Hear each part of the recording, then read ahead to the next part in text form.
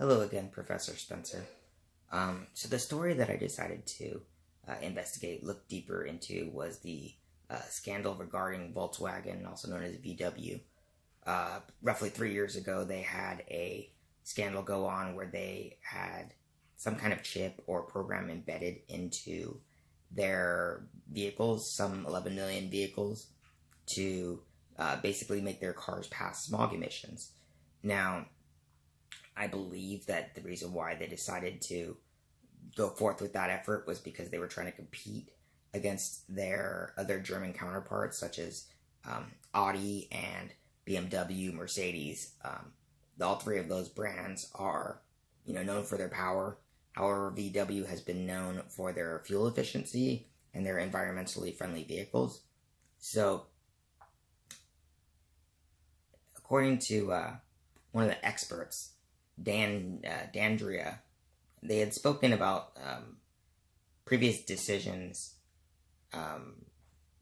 being done, and then basically building up a series of decisions which ultimately lead to current decisions.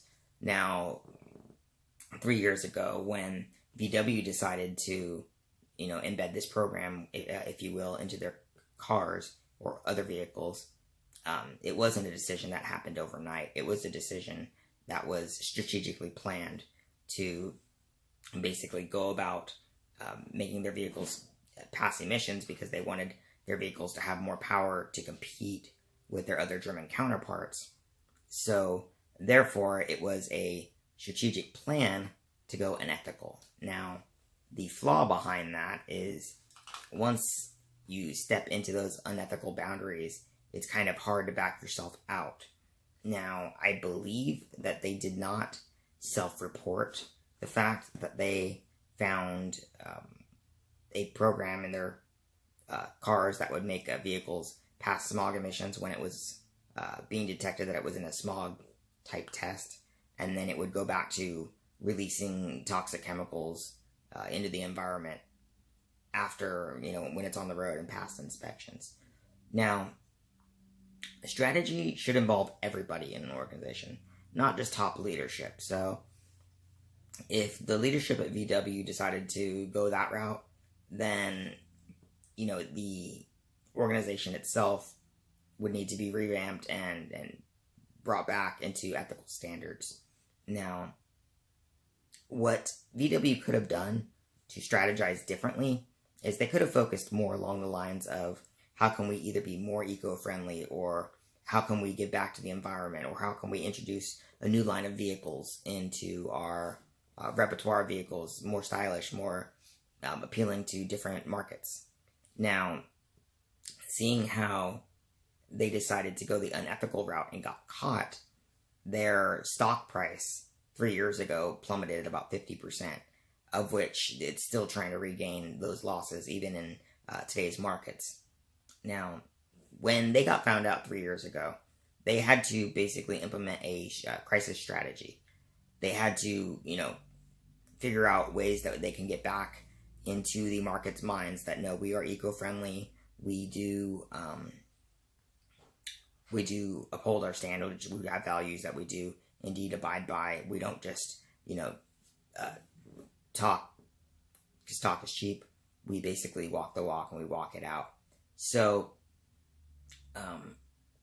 Gluminza and Lovrenzinspik, I hope I'm saying that right, they mention how usually what happens in these situations is old management goes and new management comes into play. And usually that's the case for publicly traded companies such as VW.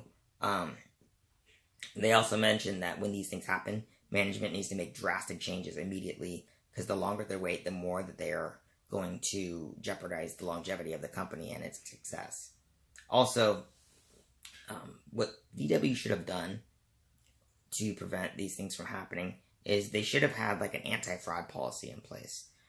Something where their coworkers, outsiders, would be able to,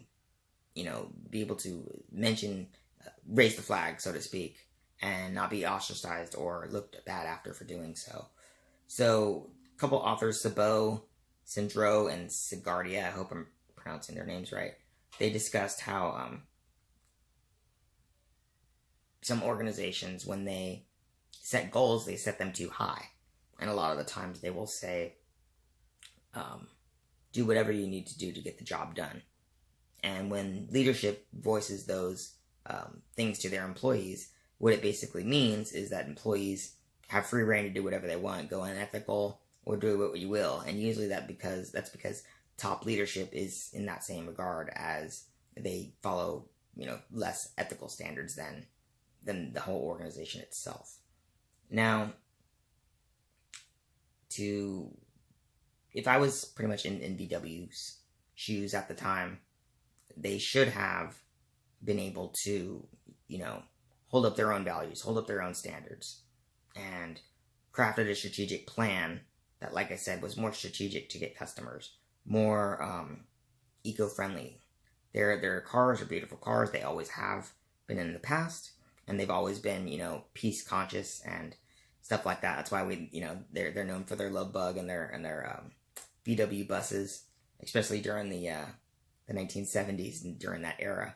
However, I believe when they decided to go towards power, because they were less fuel efficient, so they were trying to get more power into their vehicles to be able to compete with their competitors. I think that they had lost a part of themselves. They lost they didn't abide by their mission, their vision, or their values. And in doing so, they jeopardized the company. Luckily enough for them, they were able to, get out of the slump that they were in via crisis management. And in doing so, they're still a successful company today. However, that doesn't come as ease. They have to change the mindset of their employees. The newer management need to, convey the message that ethics do matter here. And they need to mention that same ethical, standards that they're going to uphold to all their stakeholders, their customers, their investors, their suppliers, even internally. So, with that being said, I think that, a lot of the organizations that go through crises or disasters or scandals, it's all about how they handle it in the end. And it's also how they, did they self-report or did they not self-report?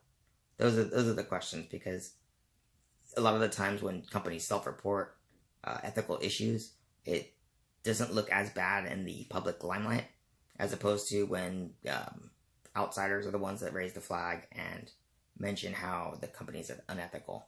So that those could be some strategies that VW might be able to implement in order to be more successful and to be more trustworthy and to gain more employees or better employees, I should say, and more customers in the future in hopes to sell more vehicles. So with that being said, I thank you for your time. Thank you for watching this video.